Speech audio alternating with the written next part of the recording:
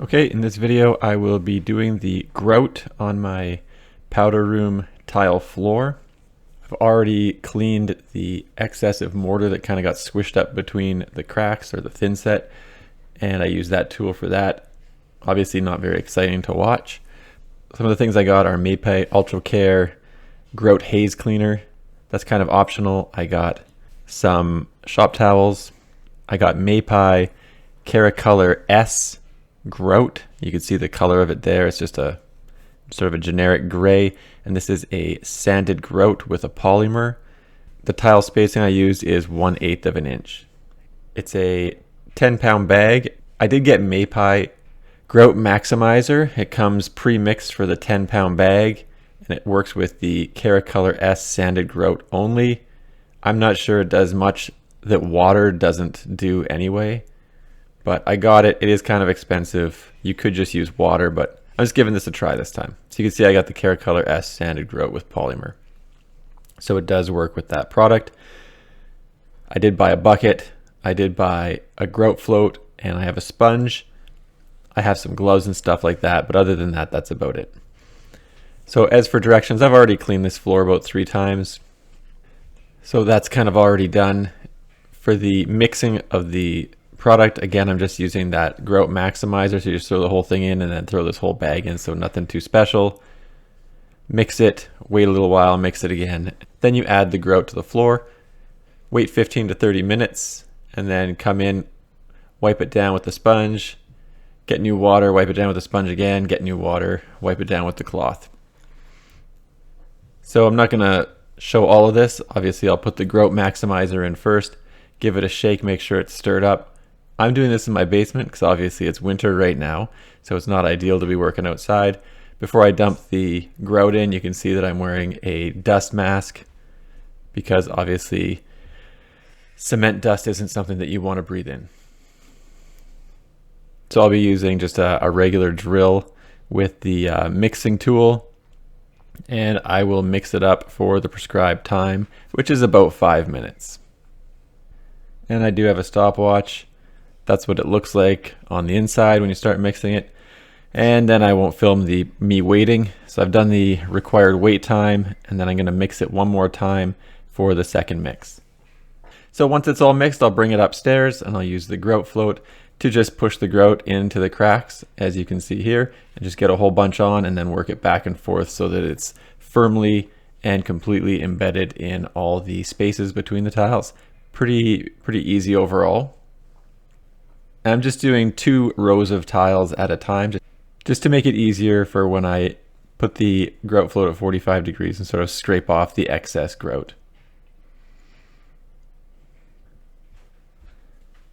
I found it beneficial to come at a few angles when you're adding the grout to the tile spacing, just because it helps push all the grout into the crack a little bit better. And then once you're sort of satisfied that all the cracks are filled with grout, come at 45 degrees, and that's 45 degrees to the tile. That's not like the angle the grout float is on, but 45 degrees to the crack, and just sort of scrape off the excess grout. And then you let it dry for the 15 to 30 minutes. So you can see I've done the whole tile floor there. I didn't obviously film myself doing all of it. So once the 30 minutes have passed, I've got a bucket of clean, sort of warm water and the sponge, and then I'm going to dip the sponge in the water, wring it out pretty good, and then just sort of wipe the excess grout off the tiles. Now these tiles, you can't really see it in the video, but these tiles have a bit of a texture to them, so they kind of held on to the grout a little bit more than, say, a really smooth tile might. So I do have to give them a little bit more of a scrub. And the big thing that's important here is not to pull the grout out of the cracks between the tiles. So scrubbing the tile face is fine as long as you don't scrub across the crack with too much sort of pressure. So that's sort of the first wash there. You can see they look pretty good. Obviously there's still a little bit of grout on some of the tiles, so I'll come one more time with just the sponge and warm water. Again, wring the sponge out really good, and then give it the sort of the single wipe, flip the sponge over, wipe it again, wring it out. For this one, I'm doing a much more deliberate job, and I'm doing a lot more wringing the sponge out in the water. So a couple swipes, flip it over, do a couple more swipes, then wring it out. And that is to keep as much dust as possible off the floor so that you're just not pushing, wet dust around the floor. And that prevents you from just getting the sponge wet and just sort of moving the dust from one spot to another place once the sponge is sort of saturated with sort of that dust. So again, just 1 or 2 swipes in each spot, wring it out, and continue on. The haze remover tells you to use a mop and sort of mop this stuff on. I'm using this in a very small area. There's like 12 to 16 tiles or something like that.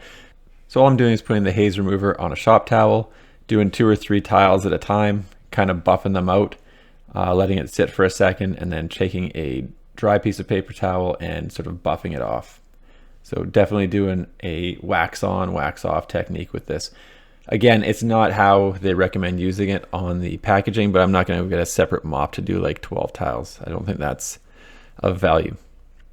So again, like I said, 2 or 3 tiles, then take the clean cloth and just sort of wipe that down, get all the residue off. And it turned out really well. There's no haze on any of the tiles.